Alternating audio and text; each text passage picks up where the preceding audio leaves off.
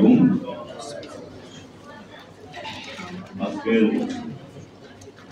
সংবাদ সম্মেলনে প্রিয় সভাপতি, প্রিয়জন, শ্রদ্ধেয় সৎ এবং অভিজ্ঞ রাজনীতিবিদ মুস্তফা আমিন ভাই, এই মুক্তিযুদ্ধ মাস্টার ভাই, রাষ্ট্র সংস্কার আন্দোলনের প্রধান সমন্বয়ক, বিশিষ্ট রাজনীতিবিদ আমরা যারা এখানে উপস্থিত আছি সবাইকে আমার দল জাতীয় সমাজতান্ত্রিক দলের পক্ষ থেকে আপনাদের শুভেচ্ছা এবং অভিনন্দন জানাচ্ছি। প্রিয় বন্ধুরা, আমরা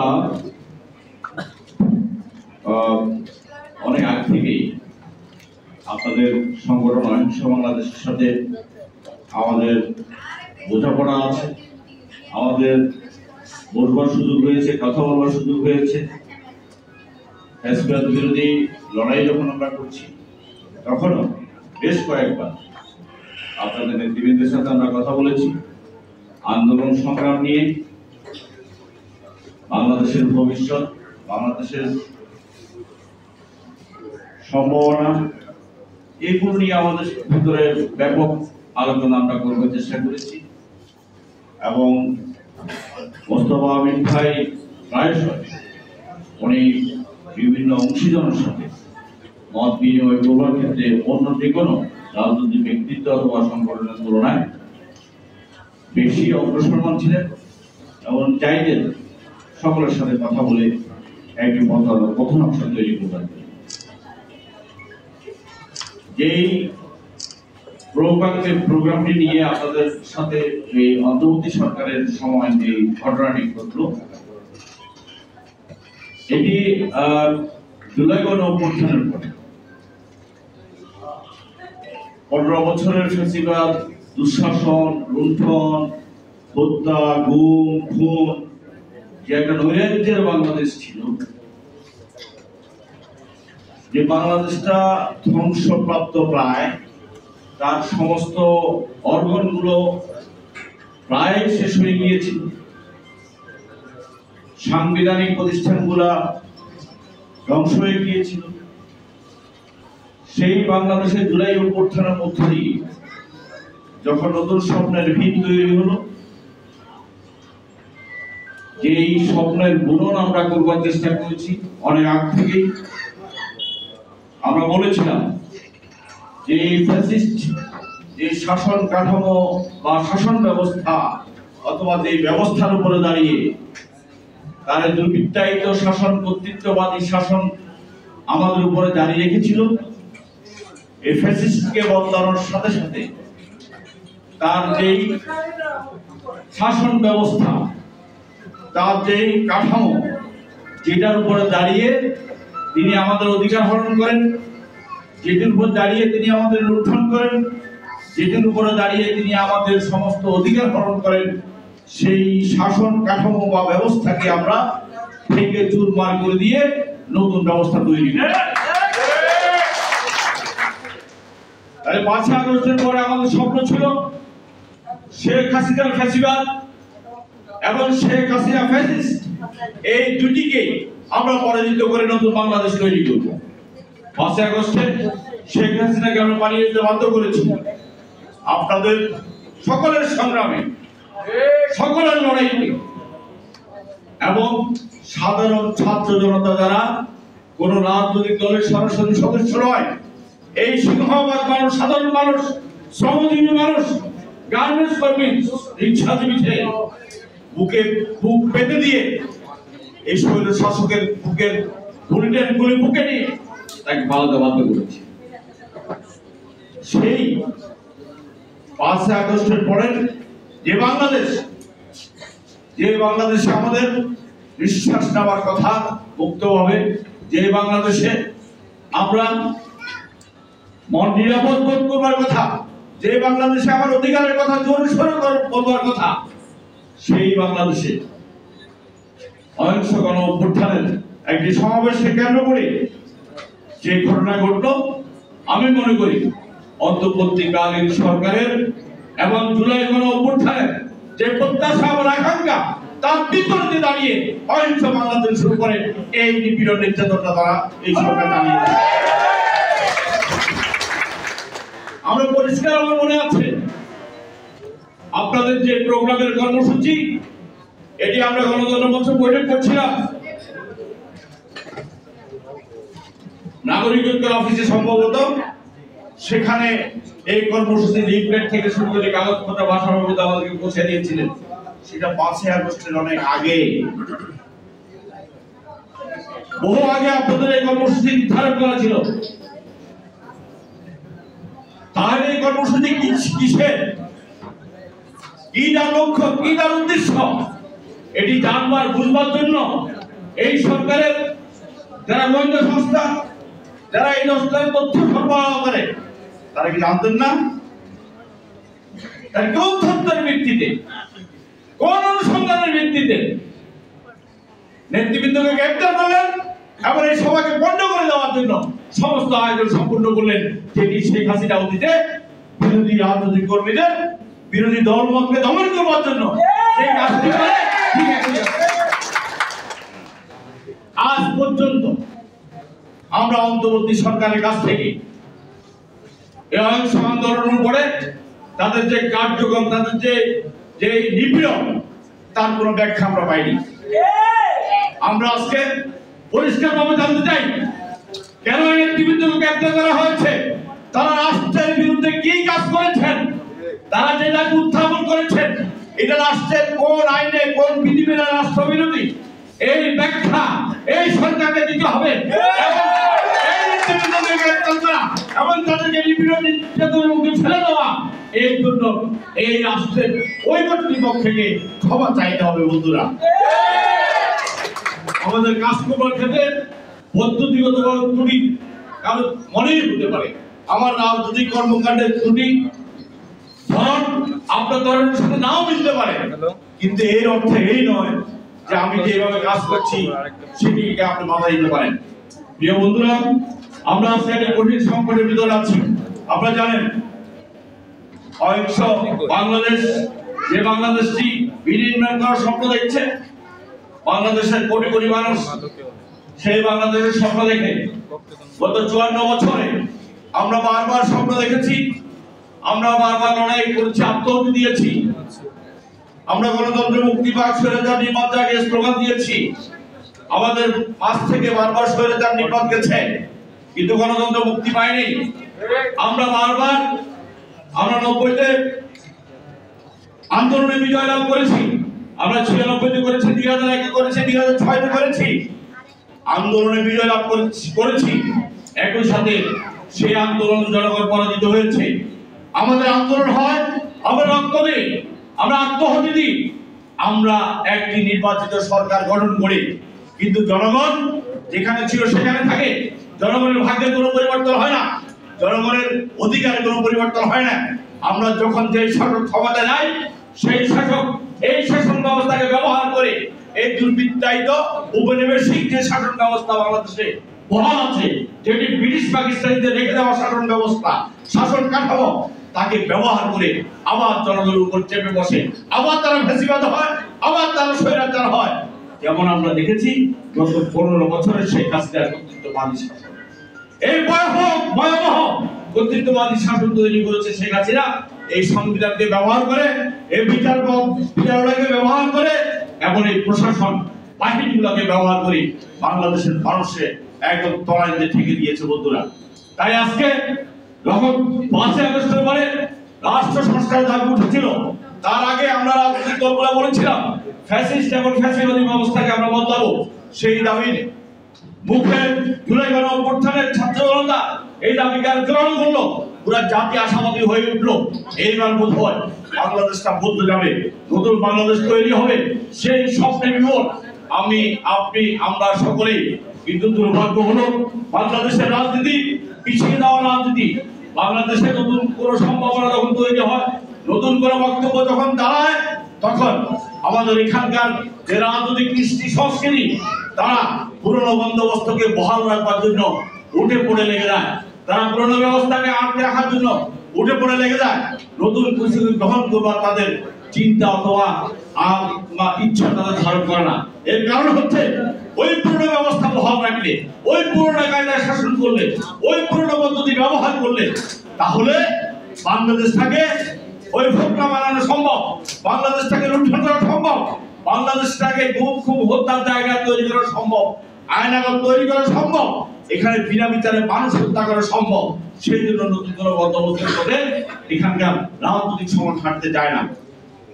আমরা কিছু রাজনৈতিক কর্মী সংগঠন বলবার চেষ্টা করছি যে পুরনো বন্দোবস্ত বহাল রেখে, যে বন্দোবস্ত দাঁড়িয়ে শেখ হাসিনা দুঃশাসন, সে একই বন্দোবস্ত বহাল রেখে আগামী দিনে জনগণকে সুশাসন দেওয়া যাবে না।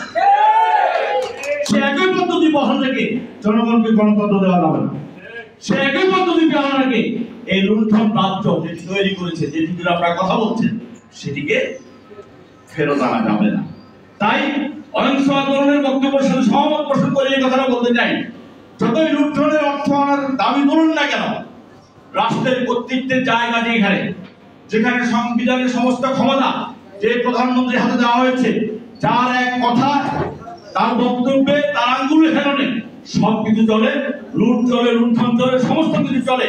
সেই জায়গায় যদি পরিবর্তন ঘটানো না যায়, সেখানে যদি ক্ষমতার লাগাম টেনে ধরা না যায়, তাহলে আপনার আমার যে আন্দোলনের কথাগুলো বলছি, এই আন্দোলনের কোথাও কোনো ফলদায়ক জায়গা তৈরি হবে না। মূল জায়গায় কেন্দ্রবিন্দুতে যদি হাত দিতে না পারি, সেখানে যে অসীম ক্ষমতা আছে, সেই ক্ষমতা তার বুকের ভেতর থেকে যদি টেনে হিঁচড়ে বের করতে না পারি, তাহলে সেই ক্ষমতা ব্যবহার করে আপনার আমার অন্য যেসব অধিকার আছে, সব অধিকার দিয়ে সেই পুনরুজ্জীবিত করবে, এটাই স্বাভাবিক। তাই আপনাদের দাবির সাথে সহমত পোষণ করার সাথে সাথে এই দাবি দুর্বল আহ্বান করছি, আসুন আজকের সংকটের মূল জায়গা, আজকের সংবিধানের ভেতরে এই একচ্ছত্র ক্ষমতার কর্তৃত্ব যেখানে নিহত আছে, যেখানে এক ব্যক্তির কথাই শেষ কথা, এক ব্যক্তির ইচ্ছাই শেষ কথা, সেই এক ব্যক্তির ইচ্ছাকে আজকে আমরা কার্টেল কিভাবে করব, সেখানে বহুজনের ইচ্ছা কিভাবে আমরা ধারণ করব, সেই জায়গা, সেই বন্দোবস্ত তৈরি করি। সেই বন্দোবস্তের কথা আমরা যখন কথা বলি, তখন কেউ কেউ বলেন এই সংস্কার একটি চলমান প্রক্রিয়া, এটি অনন্তকাল ধরে চলবে। আমি তখন প্রশ্ন করতে চাই, 54 বছর কি সংস্কার হয়েছে? চলমান প্রক্রিয়া হওয়ার মধ্য দিয়ে প্রতিদিন সংস্কার হওয়ার কথা। সংস্কার পরে রাষ্ট্রের মৌলিক কাঠামোর পরিবর্তন, একটি সংস্কার হয়নি। আর সংস্কার এমন একটা ব্যবস্থা, এমন একটা চেতনা, তার জন্য রক্ত দিতে হয়, আত্মহত্যা দিতে হয়, গুলি খেতে হয়, লড়াই করতে হয়, সংগ্রাম করতে হয়।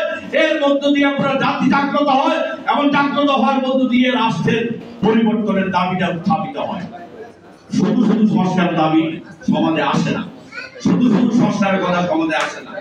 তাই আজকের এই সম্ভাবনার জায়গাটাকে আমরা যদি কাজে লাগাতে চাই, তাহলে আজকের যে সংকট, আজকের ক্ষমতা কাঠামোর সাথে যারা সংশ্লিষ্ট, তাদের অদক্ষতা, তাদের কিছু কিছু ক্ষেত্রে দায়িত্বহীনতা, কিছু ক্ষেত্রে যাতে অনেক বিষয় নিয়ে তাদের কথা বলা, মৌলিক বিষয়কে বাদ দিয়ে আজকে পরিস্থিতি জটিল করে ফেলছে। যারা গণ অভ্যুত্থানে অংশীদার, জুলাই অভ্যুত্থানে অংশীদার, তারা বিভাজিত হয়েছে, তারা যার মতো করে আজকে উপর সাজানোর চেষ্টা করছে। কেউ বলছেন সংস্কার ছাড়া নির্বাচন হবে না, কেউ বলছেন এই সরকারের দায়িত্ব শুধু নির্বাচন করা। এই দুটির কোনোটিই সত্য নয়। বাংলাদেশের মানুষ এই জুলাই অভ্যুত্থান সংগঠিত করেছে তার ভোটাধিকার ফিরে পাওয়ার জন্য। একই সাথে এই ভোটাধিকারের মধ্য দিয়ে যেই সরকার নির্বাচিত হবে, সেই সরকার যেন অতীতের শাসন ব্যবস্থা দ্বারা চালিত না হয়, অতীতের ব্যবস্থাপত্র দ্বারা চালিত না হয়, তা নিশ্চিত করবার জন্য এই সংস্কার দরকার। সুতরাং সংস্কার এবং নির্বাচন এই দুটো কোনোটার মুখোমুখি নয়, এই দুটি একই মানুষের দুটো হাত, এই কাজটি একসাথে করতে হবে। একই সাথে জুলাই গণ অভ্যুত্থানে যে হত্যাকাণ্ড সংঘটিত হয়েছে, সেই হত্যাকাণ্ডের বিচার এই সমাজের ন্যায্য দাবি।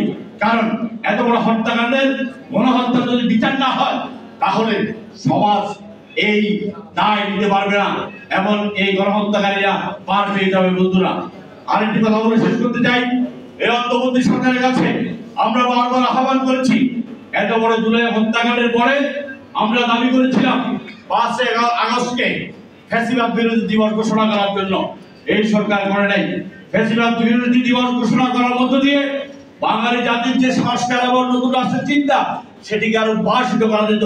আমরা বলেছিলাম এই শহীদদের, জুলাই শহীদদেরকে আপনি বিভিন্ন পদক, রাষ্ট্রীয় পদকে ভূষিত করুন। এই সরকার করে নাই। আমরা বলেছিলাম জুলাই চত্বর করবার জন্য, ডিভাইড স্কয়ার করার জন্য, সারা পৃথিবীতে গণ আন্দোলনের সাক্ষী হিসাবে এই জাতীয় স্থাপনা এবং পদক দেওয়ার ব্যবস্থা আছে। আমাদের এত বড় অভ্যুত্থানের পরে, এত বড় সাহসী আত্মত্যাগের পরে এটিকে ধারণ করবার জন্য, এটিকে বাঁচিয়ে রাখবার জন্য এই উদ্যোগগুলো আজ পর্যন্ত সরকার নেয় নাই। অথচ এই সরকারকে আমরা জুলাই অভ্যুত্থানের চেতনার সরকার বলি। এই বিষয়ে আপনাদের সকলকে জাগ্রত হওয়ার আহ্বান জানিয়ে রাষ্ট্র সংস্কার এবং নির্বাচন এবং হত্যার বিচার এই দাবিতে সমবেত হয়ে রাষ্ট্রের মূল কেন্দ্রে ক্ষমতা কাঠামোর যে মূল জায়গা সেটিতে আঘাত করে সেটিকে বিন্যাস করবার যে দাবি উত্থাপিত হয়েছে, সেই দাবিতে একমত হবেন। তবে যে কথাগুলো বলছেন, যে দাবি উত্থাপন করছেন, সেই দাবি বাস্তবায়নের পথ সুগম হবে। আমরা আপনাদের বক্তব্যের সাথে, দাবির সাথে একমত পোষণ করে আপনাদের নেতৃবৃন্দ যারা এখন দাবি আছে তাদের দাবি করছি এবং আপনাদের থেকে আবারও শুভেচ্ছা, আবারও অভিনন্দন জানিয়ে আমি আমার বক্তব্য শেষ করছি। ধন্যবাদ। আইন প্রণয়ন ও অহিংস গণঅভ্যুত্থান বাংলাদেশের সংগঠক ও নেতা কর্মীদের বিরুদ্ধে দায়েরকৃত মিথ্যা ও হয়রানিমূলক মামলা প্রত্যাহার ও অভিযুক্তদের জামিনের ব্যবস্থা গ্রহণের জন্য যে আমরা স্মারকলিপি দিচ্ছি, সেই স্মারকলিপি 2 পাতা, আর এক পাতায় রয়েছে আমাদের বিরুদ্ধে 21টি মামলা দায়ের করা হয়েছে। সেই মামলা সংযুক্তিপত্র হিসেবে যাবে। যেহেতু সংক্ষেপ সময় আমরা কথা বাড়াতে চাচ্ছি না এবং সাংবাদিক বন্ধুদের কাছে আমরা প্রশ্ন আহ্বান করবেন। এর মধ্যে আমাদের একজন অতিথি আছেন, যিনি আমাদের সবসময় পরামর্শ দিয়ে সহযোগিতা করেন। তিনি হচ্ছেন অ্যাডভোকেট হাসান কায়ুম। আমরা তাকে বক্তব্য রাখার জন্য অনুরোধ জানাচ্ছি।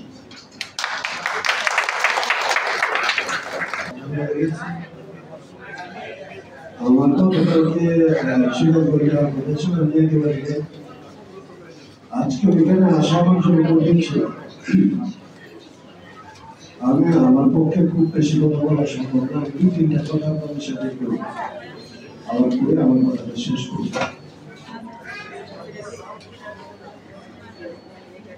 প্রথমত আপনারা এটা জানেন, আপনাদের সাথে আপনারা তো সম্পর্ক, আপনারা নিজেরাই এইগুলি মানুষকে অনেকদিন বলেছেন যে এই রাষ্ট্রটা যে চলে, এই সরকার যে চলে, এরা যে আসলে উন্নয়নের নামে বড় বড় প্রজেক্ট করে, এরা যে আসলে মন্ত্রী মিনিস্টারকে বেতন দেয়, গাড়ি দেয়, বাড়ি দেয়, এরা যে আসলে রাস্তায় একটু বিতরণ করে, এই সব টাকা আসলে কোনো না কোনো ভাবে আপনাদের কাছ থেকে ট্যাক্সের মাধ্যমে, ট্যাক্সের মাধ্যমে কোনোটা দেখায়, কোনোটা না দেখায়, কোনোটা বলে, কোনোটা না বলে, বিভিন্ন কায়দায় এই টাকাগুলি আপনাদের কাছ থেকে সংগ্রহ করে। এই টাকার কিছুটা তারা খরচ করে উন্নয়নের নামে, এবং এর একটা বড় অংশ তারা চুরি করে, বড় অংশ তারা লুটপাট করে, এবং এই লুটপাট এবং সম্পদের পরিমাণ তাদের এই পরিমাণ জমে যেটা তারা এই দেশে রাখতে পারে না। এই দেশে রাখলে এটা যেভাবে আসলে চলবে হিসাবে তাদের টাকা পয়সার হিসাব দেওয়া তাদের পক্ষে সম্ভব হবে না। সেই জন্য এই টাকা তারা পাচার করে বিদেশে পাঠায়, বিভিন্ন দেশে তারা বাড়ি করে বেতন পাড়া করে, তারা সিঙ্গাপুরে, মালয়েশিয়ায়, হংকং, কানাডা, বিভিন্ন জায়গায় তারা এই টাকা নিয়ে গিয়ে তাদের নিজের নামে, তার সন্তানের নামে, চাকর বাকরের নামে, আত্মীয় স্বজনের নামে তারা বাড়ি করতে। তারা এরকম ব্যাংক আছে দুনিয়াতে যেখানে টাকা রাখলে হিসাব দিতে হয় না, জানাইতে হয় না, সেরকম ব্যাংকগুলি সুইস ব্যাংক একটা, এখন অফশোর ব্যাংক বলে এরকম জায়গা হচ্ছে যেগুলিতে টাকাগুলি রাখে।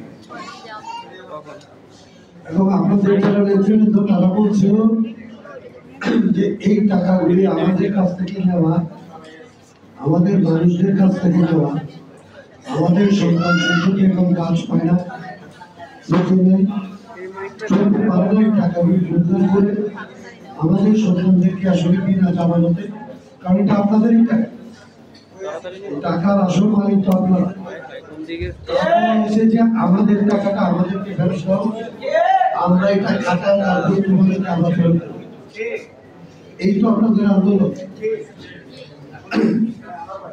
এই আন্দোলনের সাথে প্রথম থেকে আমরা মোটামুটিভাবে নৈতিকভাবে এবং আমাদের পক্ষে যতটা সম্ভব আমরা সহায়তা করার চেষ্টা করেছি, কিন্তু আমাদের সীমাবদ্ধতা আছে, আমাদের সামর্থ্যের ঘাটতি আছে। আপনাদের সকল কাজ আমাদের পক্ষে করে দেওয়া সম্ভব নয়। আপনাদের যে জীবনের সীমাবদ্ধতা আছে, সব মানুষের সীমাবদ্ধ, সব মানুষের মধ্যে কিছু ভালো দিক থাকে, কিছু খারাপ দিক থাকে, সংগঠনেরও থাকে।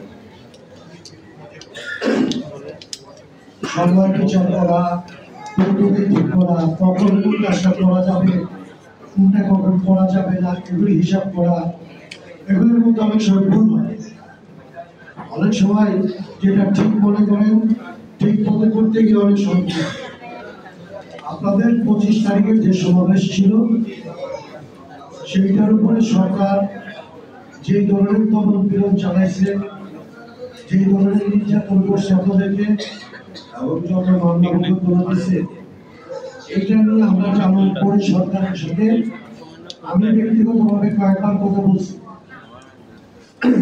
আমি সরকারের সাথে ঝগড়াঝাটি করছি এবং প্রাথমিকভাবে সরকারের যে আইন মন্ত্রণালয় তারা আপনাদের সাথে আমার সাথে কথা দিয়েছিল যে আপনাদের যে সমস্ত লোকজন এখন পর্যন্ত জামিন পায় না, তারা যদি জামিন চায় তাহলে তাদের যাতে জামিন হয় সেই ব্যবস্থা সরকারের দিক থেকে করবে।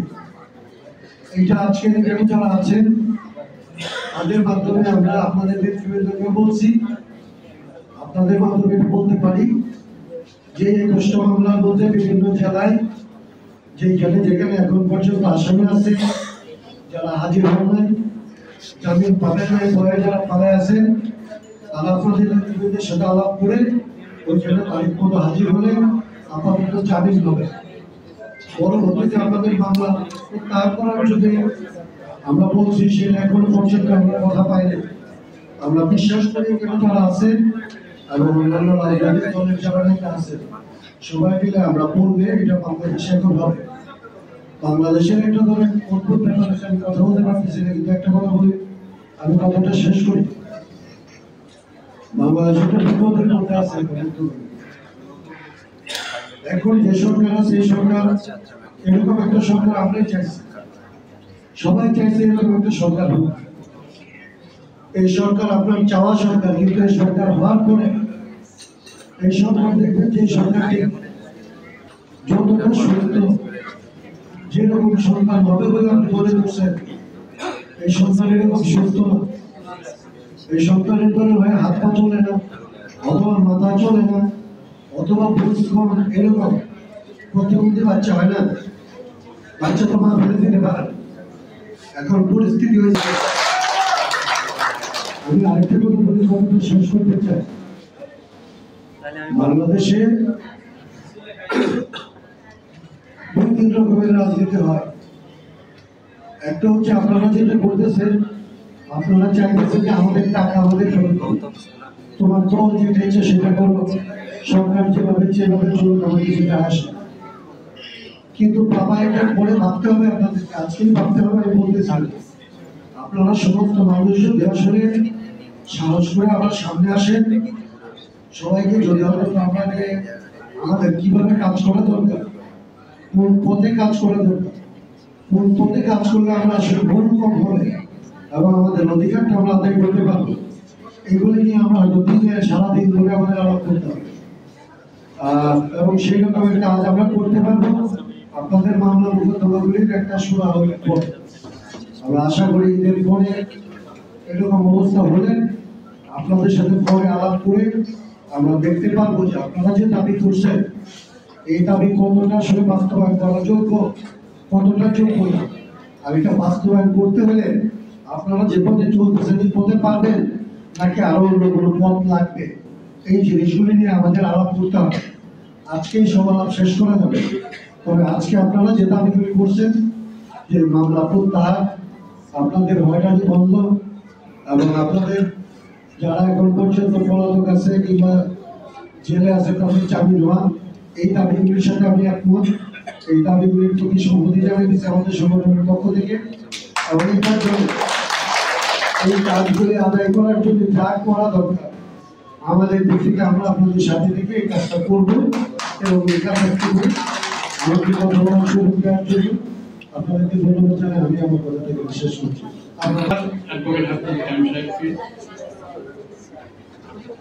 আমাদের আরেকজন অতিথি আসছেন, জনাব জুনায়েদ সাকি। উনি আসবেন, সে পর্যন্ত আপনারা অপেক্ষা করবেন। উনি আমাদের 25শে নভেম্বর